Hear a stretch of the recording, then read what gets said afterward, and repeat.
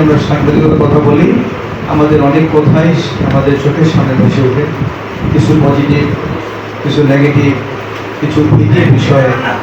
তো আমি সময়ে এমন একটা সময় আসলে বক্তব্য শোনা এবং বলা দুইটাই এই মুহূর্তে আমার মনে হয় যে সঠিক সময় নয়।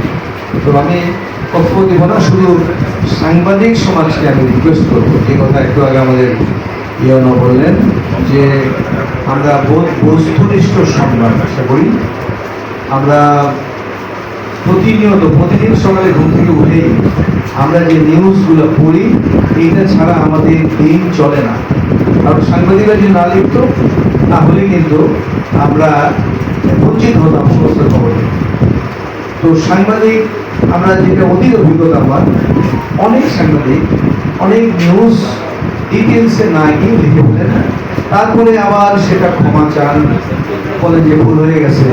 আমি রিকোয়েস্ট করবো কোনো ভুল রিপোর্ট যেন আপনারা না করেন। তাতে হয় কি, একজনের ড্যামেজ হয়ে যায়, তার লাইফের জন্য অনেক ড্যামেজ হয়ে গেলে সেটা আর ধরো হয়। যেন আমরা চাই সাংবাদিকরা সাহসের সাথে তাদের লেখা লেখুক।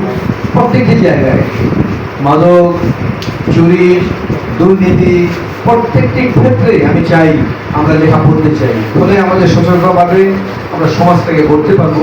আমরা ভালো ভালো লেখা চাই, যেটা আমাদের প্রশাসনের জন্য, বিশেষ করে আমি একজন এমপি হিসাবে আমি দেখতে চাই যে আমার কোন কোন জায়গায়, যেসব জায়গায় আমার দৃষ্টি দেওয়া দরকার আমি দৃষ্টি দিতে পারিনি। তো ওই লেখাগুলো দেখলে আমার জন্য খুব সুবিধা হয়। আমি সেটা ফরওয়ার্ড করতে পারি প্রশাসনকে, যে এই ধরনের একটা নিউজ আসছে। কিন্তু আমি ফরওয়ার্ড করার পরে যদি আমাকে প্রশাসন বলে স্যার নিউজটা কিন্তু ফেক ছিল, তখন কিন্তু আমার জন্য খুব সমস্যা হয়ে যায়। এই জন্য আপনার নিউজ করবেন খুব অথেন্টিক।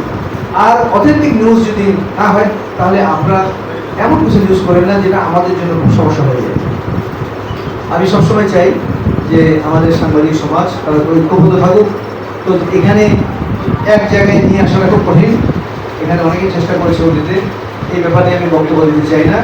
এখন 4টা হোক, 5টা হোক, 6টা হোক, কিন্তু সাংবাদিকরা সত্য কথা দেব, যেখানে যে অবস্থায় থাকে তারা যেন সত্য কথা দেবে।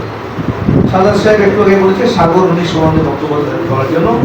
আপনারা যদি আমাকে একটা অথেন্টিক রিপোর্ট লিখে দেন, এক পার্টি বানিয়ে দেন, আমি সেটা সংসদে নোটিশ দেব। নোটিশ আকারে গ্রহণ করলে, স্পিকার যদি গ্রহণ করে, তাহলে আমি এটা দেবো। কিন্তু আমাকে একটা সুন্দর রিপোর্ট বানিয়ে দেবেন, সবাই নেন।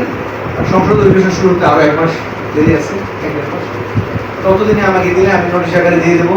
আমার বিশ্বাস এটা একটা হট টপিকস, এটা গ্রহণ করলে আমার বক্তব্য আমার শুনতে হবে। আপনার সবাইকে ধন্যবাদ।